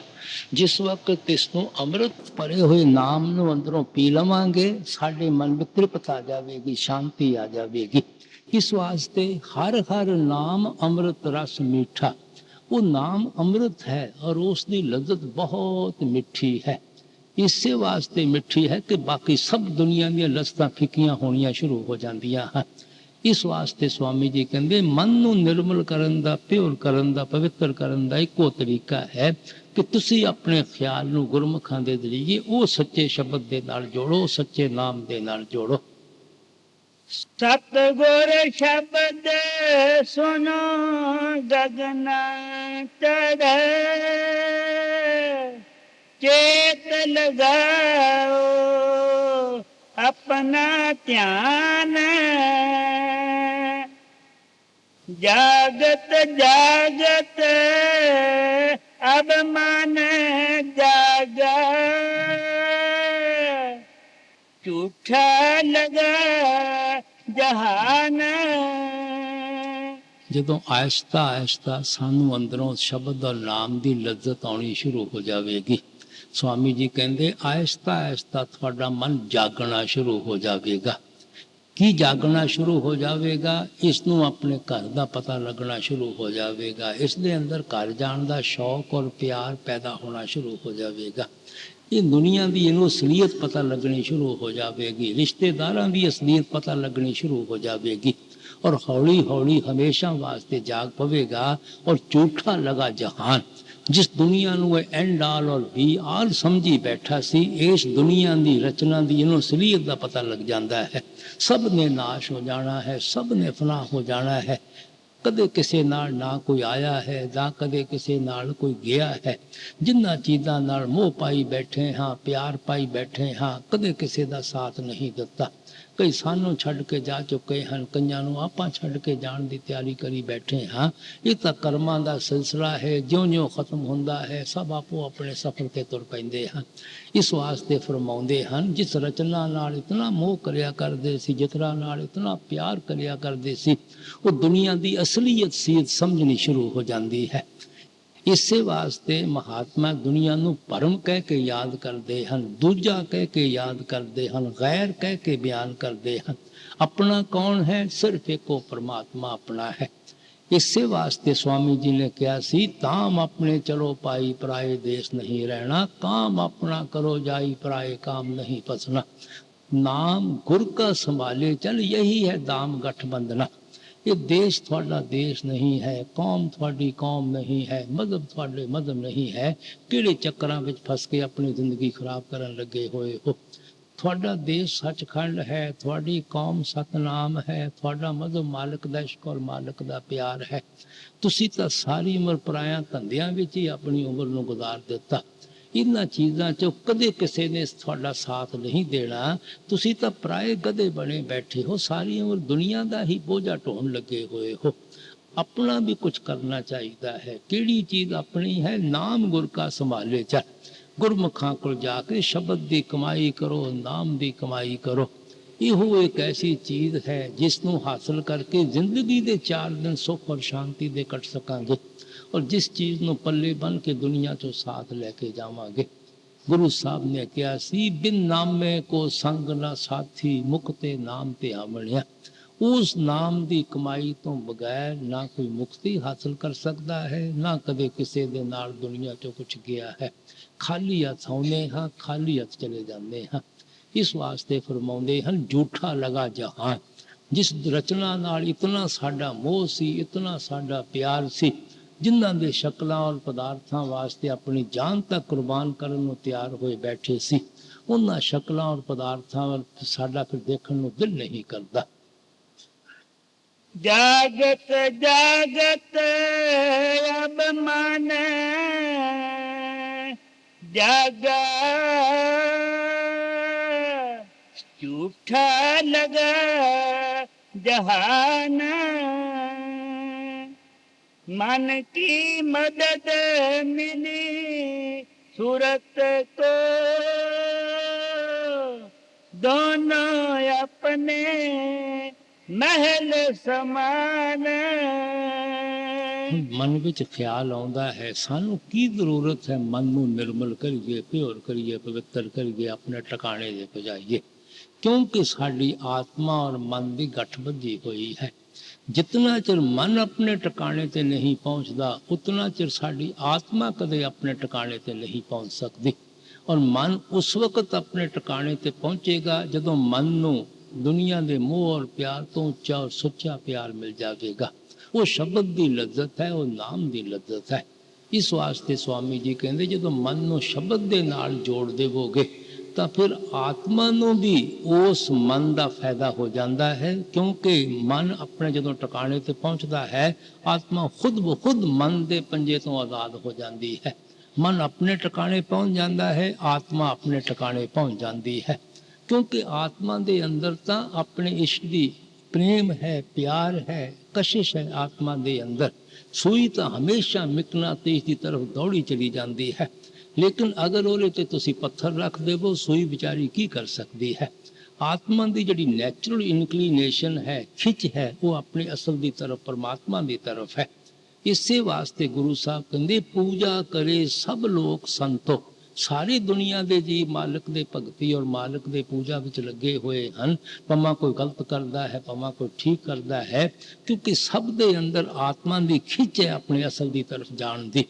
इस वास्ते अगर सूई तो पत्थर नूं हटा लवांगे, सूई सीधी जाके मिकनातीस विच समा जाती है। और जदों आत्मा के उत्तों मन का बोझ उतर जाता है, पापां का कर्मां का बोझ उतर जाता है, ये आत्मा ने खुद ब खुद मिकनातीस की तरह जाके परमात्मा नाल मिल जाना है। इस वास्ते स्वामी जी कहते आत्मा नूं भी शब्द का फायदा हो जाता है, क्योंकि मन शब्द नूं पकड़ के अपने ठिकाने पहुंच जाता है, आत्मा इसके पंजे तो आज़ाद होकर अपने ठिकाने पहुंच जाती है। मन की मदद मिली सूरत को, दोनों अपने महल समान। बिना शब्द ये मन न है जागे, करो चाहे कोई अनेक विधान। बड़े दावे नाल कहते हैं कि शब्द और नाम की कमाई तो बगैर कोई उपाओ कर लो, कोई तरीका सोच लो, थोड़ा मन कदे निर्मल नहीं हो सकता, कदे प्योर नहीं हो सकता, कदे प्यार कदे पवित्र नहीं हो सकता। यो गुरु नानक साहब ने कहा सी, अनक कर्म करे नहीं पाए बिन सतगुर सरनाई, कि अनक कर्म करे नहीं पाए। तुसी कितने तरीके अपने मन बुद्धि नाल सोच लो, तुसी कदे कामयाब नहीं हो सकोगे। और कुरता बीज बीजे ना जन्मे सब लाहा मोल गवाएगा। अगर जमीन दे तुसी हमेशा बेमौसमा बीज ही बीजी जाओगे, वो सारी मेहनत थोड़ी फजूल चले जाएगी। ये जड़ा मौसम का बीज है वो शब्द की कमाई है, नाम की कमाई है। इसे वास्ते गुरु नानक साहब ने कहा सी, नामे तुल न पुजी सब डिठी ठोक बजाए, कि मैं ठोक बजा के जाती तजर्बा थानू अच्छी तरह खोल खोल के बयान करदा हाँ, कोई चीज कदे दुनिया अंदर नाम भक्ति का मुकाबला नहीं कर सकती। बिन नामे होर पूज न होई परम पुरनी लौकाई। गुरु साहब कहते नाम की कमाई तो बगैर तो मालिक की कोई भगती ही नहीं है, पूजा ही नहीं है। दुनिया तो एवें भटकती फिरती है, कोई किसी तरफ इशनान करन तुरिया जाता है, कोई किसी तरफ तीर्थ यात्रा के अंदर भटकता फिरता है। आप फरमाउंदे नाम वसार चले अनमार्ग अंतकाल पछताई है। नाम की कमाई करन दा तरीका छड़ के जेड़े भी रस्ते ते कोई चलण की कोशिश करेगा, उन्होंने अखीर मौत के वेले पछताना पैंदा है, मैं तो एवें कीमती वक्त में जाया कर दिता। क्यों पछताना पैंदा है? बिन नामे दर ढोई ना ही ता जम करे खुआरी। नाम की कमाई तो बगैर कदे किसी को अपने घर जाने की इजाजत नहीं मिलती, मालिक की दरगाह विच नहीं पहुंच सकता। इसे वास्ते गुरु साहब ने कहा सी, नानक नाम न विसरे छूटे शब्द कमाए। ਭਰਾਵਾ ਨਾਮ ਨੂੰ ਤਾਂ ਕਦੇ ਸੁਪਨੇ ਅੰਦਰ ਵੀ ਵਿਸਾਰਨ ਦੀ ਕੋਸ਼ਿਸ਼ ਨਾ ਕਰੀ, ਕਿਉਂਕਿ ਜਦੋਂ ਵੀ ਤੂੰ ਦੇਹ ਦੀਆਂ ਬੰਧਨਾਂ ਤੋਂ ਛੁੱਟੇਗਾ ਕੇਵਲ ਸ਼ਬਦ ਦੀ ਕਮਾਈ ਕਰਕੇ, ਨਾਮ ਦੀ ਕਮਾਈ ਕਰਕੇ। ਇਸੇ ਵਾਸਤੇ ਕ੍ਰਾਈਸਟ ਨੇ ਕਿਹਾ ਸੀ, sin against the Holy Ghost can never be forgiven। ਅਗਰ ਤੁਸੀਂ ਨਾਮ ਦੀ ਕਮਾਈ ਨੂੰ ਹੀ ਪਿੱਠ ਦੇ ਦੇਵੋਗੇ, ਨਾਮ ਦੀ ਕਮਾਈ ਹੀ ਨਹੀਂ ਕਰੋਗੇ, ਤੁਹਾਨੂੰ ਤੁਹਾਡੇ ਗੁਨਾਹਾਂ ਦੀ ਕਿਸੇ ਹਾਲਤ ਅੰਦਰ ਮੁਆਫੀ ਨਹੀਂ ਮਿਲ ਸਕਦੀ। ਜਿਹੜੀ ਚੀਜ਼ ਸਾਨੂੰ ਸਾਡੇ ਗੁਨਾਹਾਂ ਦੀ ਮੁਆਫਤ ਦਿੰਦੀ ਹੈ ਉਹ ਕੇਵਲ ਸ਼ਬਦ ਦੀ ਕਮਾਈ ਹੈ, ਉਹ ਕੇਵਲ ਨਾਮ ਦੀ ਕਮਾਈ ਹੈ। ਇਸ ਵਾਸਤੇ ਸਵਾਮੀ ਜੀ ਕਹਿੰਦੇ ਕਿਤਨੇ ਉਪਾਅ ਕਰਕੇ ਦੇਖ ਲਓ, ਮਹਾਤਮਾ ਦੀਆਂ ਖੜਾਵਾਂ ਦੀ ਪੂਜਾ ਕਰਕੇ ਦੇਖ ਲਓ, ਸਮਾਧਾਂ ਦੀ ਪੂਜਾ ਕਰਕੇ ਦੇਖ ਲਓ, ਖੂਹਾਂ ਦੇ ਪਾਣੀ ਪੀ ਕੇ ਦੇਖ ਲਓ, ਸਰੋਵਰਾਂ ਦੇ ਇਸ਼ਨਾਨ ਕਰਕੇ ਦੇਖ ਲਓ, ਉਹਨਾਂ ਦੇ ਗ੍ਰੰਥ ਪੋਥੀਆਂ ਪੜ੍ਹ ਪੜਾ ਕੇ ਦੇਖ ਲਓ। ਮੁਕਤੀ ਦਾ ਜਦੋਂ ਹੋਣੀ ਹੈ ਉਹ ਸ਼ਬਦ ਦੀ ਕਮਾਈ ਚੋਂ ਹੋਣੀ ਹੈ, ਨਾਮ ਦੀ ਕਮਾਈ ਚੋਂ ਹੋਣੀ ਹੈ। बिना शब्द ये मन है जागे, करो चाहे कोई अनेक विधान, यही उपाय छांट कर गाया और पावना कर परमान। ਕਹਿੰਦੇ ਸਿਰਫ ਇਸੇ ਉਪਾਅ ਦੀ ਜ਼ਰੂਰਤ ਹੈ ਕਿ ਸੁਰਤ ਸ਼ਬਦ ਦਾ ਅਭਿਆਸ ਕਰੋ। ਇਹ ਨਹੀਂ ਕਿ ਗੰਗਾ ਗਏ ਤੇ ਗੰਗਾ ਰਾਮ ਬਣ ਗਏ, ਜਮਨਾ ਗਏ ਤੇ ਜਮਨਾ ਰਾਮ ਬਣ ਗਏ, ਜੋ ਕਿਸੇ ਨੇ ਕਿਹਾ ਕਰਨਾ ਸ਼ੁਰੂ ਕਰ ਦਿੱਤਾ। स्वामी जी कहते सुरत शब्द कमाई करना जतन दूर और सब दूर तरना। सिर्फ सुरत शब्द की कमाई करनी है। ये नहीं कि जो कोई कहना शुरू कर दे उस रस्ते ते चलना शुरू कर देना है। यो गुरु नानक साहब ने कहा सी, राम नाम मन बेदिया अवर की करे विचार। ये मन जड़ा हिरन की तरह पटकता फिरता है, जदों भी बिन्या जाएगा उस राम नाम को पकड़ के, उस शब्द को पकड़ के, और कोई विचार करन दी तरीका सोचन की गुंजाइश ही नहीं है, जरूरत ही नहीं है। राम नाम तो आपका की मतलब है, शब्द सुरत सुख उपजे प्रभ रातो सुख सा। आप कहते राम नाम तो मेरा मतलब लफ्ज नहीं है, राम नाम तो मतलब सुरत शब्द का अभ्यास है, नाम की कमाई है, जिस दे जरिए असी मालिक दे भगती विच रंगे जाने हाँ, मालिक दे प्यार दे रंगे विच रंगे जाने हाँ। ये जो भी मन ते दुनिया दे रचना दे रंग चढ़े हुए हैं, सारे रंग उतर जाते हैं, मालिक दे भगती और मालिक दा प्यार दा रंग चढ़ जाता है। इस वास्ते आप फरमाते हैं, और किसी उपाय की, किसी जतन की, किसी तरीके की जरूरत ही नहीं है। इस वास्ते जप तप पूजा पाठ पुण्य दान का जो भी फल है वो सब कुछ ही शब्द और नाम की कमाई विच आ जाता है। जदों साडी ज़बान ते दिन रात सिमरन चढ़िया होया है, तुसी देखो इस तो वड्डा होर जप किहड़ा हो सकता है।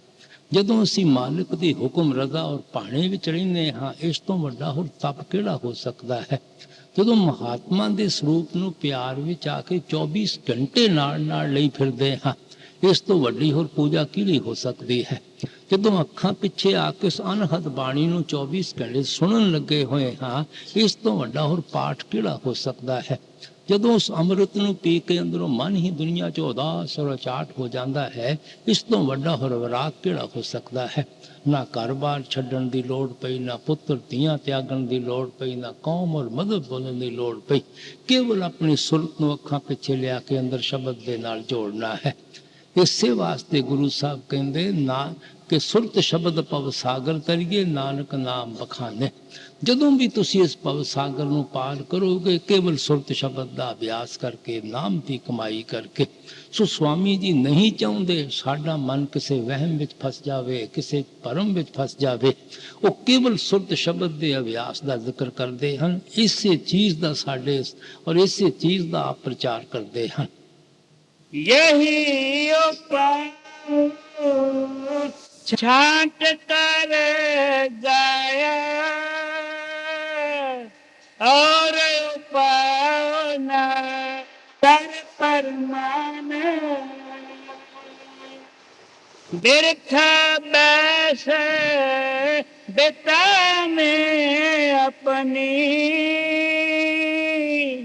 लगे ना कभी ठिकाना।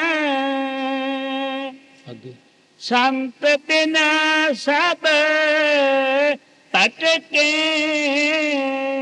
डोले, बिना संत नह शब्द पछाना। आप संत मत ਨਾਲ ਨਿਚੋੜ ਕਰਦੇ ਹਨ ਕਿ ਸ਼ਬਦ ਔਰ ਨਾਮ ਦੀ ਕਮਾਈ ਦੇ ਬਗੈਰ ਕਦੇ ਕੋਈ ਮਾਲਕ ਨੂੰ ਪਹਿਚਾਨਣ ਦੇ ਕਾਬਿਲ ਨਹੀਂ ਬਣਦਾ, ਔਰ ਸੰਤਾਂ ਦੇ ਬਗੈਰ ਕਦੇ ਕਿਸੇ ਨੂੰ ਸ਼ਬਦ ਔਰ ਨਾਮ ਦੀ ਸੋਝੀ ਹੀ ਨਹੀਂ ਆ ਸਕਦੀ, ਸਮਝ ਹੀ ਨਹੀਂ ਆ ਸਕਦੀ, ਕਦੇ ਉਹਨਾਂ ਦਾ ਖਿਆਲ ਹੀ ਸ਼ਬਦ ਦੇ ਨਾਲ ਨਹੀਂ ਜੁੜ ਸਕਦਾ। ਇਹੋ ਗੁਰੂ ਨਾਨਕ ਸਾਹਿਬ ਨੇ ਕਿਹਾ ਸੀ, ਸੱਚੇ ਸ਼ਬਦ ਸੱਚੀ ਪਤ ਹੋਈ, ਬਿਨ ਨਾਮੇ ਮੁਕਤ ਨਾ ਪਾਏ ਕੋਈ, ਬਿਨ ਸਤਿਗੁਰ ਕੋਈ ਨਾਮ ਨਾ ਪਾਏ, ਪ੍ਰਭ ਐਸੀ ਬਣਤ ਬਣਾਈ ਹੈ। ਮਾਲਿਕ ਨੇ ਆਪਣੇ ਮਿਲਣ ਦਾ ਕੁਦਰਤੀ ਕਾਨੂੰਨ ਰੱਖਿਆ ਹੋਇਆ ਹੈ। ਜਦੋਂ ਮਿਲਦਾ ਹੈ ਸ਼ਬਦ ਔਰ ਨਾਮ ਦੀ ਕਮਾਈ ਦੇ ਜ਼ਰੀਏ ਮਿਲਦਾ ਹੈ, ਔਰ ਜਿਹਨੂੰ ਵੀ ਸ਼ਬਦ ਔਰ ਨਾਮ ਦੀ ਸੋਝੀ ਔਰ ਸਮਝ ਆਉਂਦੀ ਹੈ ਗੁਰਮੁਖਾਂ ਦੇ ਜ਼ਰੀਏ ਆਉਂਦੀ ਹੈ, ਸਾਧੂ ਸੰਤਾਂ ਮਹਾਤਮਾ ਦੇ ਜ਼ਰੀਏ ਆਉਂਦੀ ਹੈ। संत बिना सब भटके डोले, बिना संत नह शब्द पछाना। शब्द शब्द मैं शब्द ही गाऊं, तू भी सुरत लगा दे ताना। ਮਹਾਤਮਾ ਤਾਂ ਦੁਨੀਆ ਵਿੱਚ ਆ ਕੇ ਕੇਵਲ ਸ਼ਬਦ ਦਾ ਹੀ ਹੋਕਾ ਦਿੰਦੇ ਹਨ, ਨਾਮ ਦਾ ਹੀ ਹੋਕਾ ਦਿੰਦੇ ਹਨ। ਦੇਖ ਲਓ ਮਹਾਤਮਾ ਨੇ 40-40, 50-50 ਜ਼ਿੰਦਗੀ ਦੇ 60-60 ਸਾਲ ਆਪਣੇ ਸ਼ਬਦ ਦੇ ਪ੍ਰਚਾਰ ਵਿੱਚ ਲਗਾ ਦਿੱਤੇ, ਨਾਮ ਦੇ ਪ੍ਰਚਾਰ ਵਿੱਚ ਲਗਾ ਦਿੱਤੇ। ਕਿਸੇ ਨੇ ਕੌਮ ਨਹੀਂ ਬਣਾਈ, ਮਜ਼ਹਬ ਨਹੀਂ ਬਣਾਈ, ਜਾਇਦਾਦਾਂ ਨਹੀਂ ਬਣਾਈਆਂ, ਰੁਪਇਆ ਪੈਸਾ ਇਕੱਠਾ ਨਹੀਂ ਕੀਤਾ। ਹਰ ਇੱਕ ਮਹਾਤਮਾ ਨੇ ਉਸ ਸ਼ਬਦ ਦਾ ਪ੍ਰਚਾਰ ਕੀਤਾ ਹੈ, ਨਾਮ ਦਾ ਪ੍ਰਚਾਰ ਕੀਤਾ ਹੈ। स्वामी जी गुरु नानक साहब कहते, पवित्र पावन से जन साचे एक शब्द लिव लाई। ਜਿਹੜੇ ਲੋਕ ਸਾਰੇ ਦੁਨੀਆ 'ਚ ਮੋਹ ਔਰ ਪਿਆਰ ਕੱਢ ਕੇ ਇੱਕ ਸ਼ਬਦ ਦੇ ਨਾਲ ਖਿਆਲ ਜੋੜ ਲੈਂਦੇ ਹਨ, ਖੁਦ ਵੀ ਪਿਓਰ ਔਰ ਪਵਿੱਤਰ ਹੋ ਜਾਂਦੇ ਹਨ, ਔਰ ਉਹ ਸ਼ਬਦ ਦਾ ਨਾਮ ਦਾ ਪ੍ਰਚਾਰ ਕਰਕੇ ਲੋਕਾਂ ਨੂੰ ਵੀ ਸ਼ਬਦ ਦੇ ਨਾਲ ਜੋੜ ਕੇ ਪਿਓਰ ਕਰ ਲੈਂਦੇ ਹਨ, ਪਵਿੱਤਰ ਕਰ ਲੈਂਦੇ ਹਨ। ਮੁਕਤਾ ਸੇਵੇ ਮੁਕਤਾ ਹੋਵੇ, ਹਉਮੈ ਮਮਤਾ ਸ਼ਬਦੇ ਖੋਵੇ। ਜਿਹੜੇ ਲੋਕ ਹਉਮੈ ਔਰ ਮਮਤਾ ਨੂੰ ਸ਼ਬਦ ਦੀ ਕਮਾਈ ਕਰਕੇ ਆਪਣੇ ਅੰਦਰੋਂ ਦੂਰ ਕਰ ਦਿੰਦੇ ਹਨ, ਉਹ ਲੋਕਾਂ ਤੇ ਵੀ ਸ਼ਬਦ ਔਰ ਨਾਮ ਦਾ ਪ੍ਰਚਾਰ ਕਰਕੇ ਉਹਨਾਂ ਨੂੰ ਆਪਣੇ ਵਰਗਾ ਮੁਕਤਾ ਬਣਾ ਲੈਂਦੇ ਹਨ। ਇਸ ਵਾਸਤੇ ਕਹਿੰਦੇ ਕਿਸੇ ਸੰਤ ਮਹਾਤਮਾ ਦੀ ਜ਼ਿੰਦਗੀ ਦੇ ਹਾਲਾਤ ਪੜ੍ਹ ਕੇ ਦੇਖੋ, ਸ਼ਬਦ ਔਰ ਨਾਮ ਦੀ ਮਹਿਮਾ ਨਾਲ ਭਰੇ ਹੋਏ ਹਨ।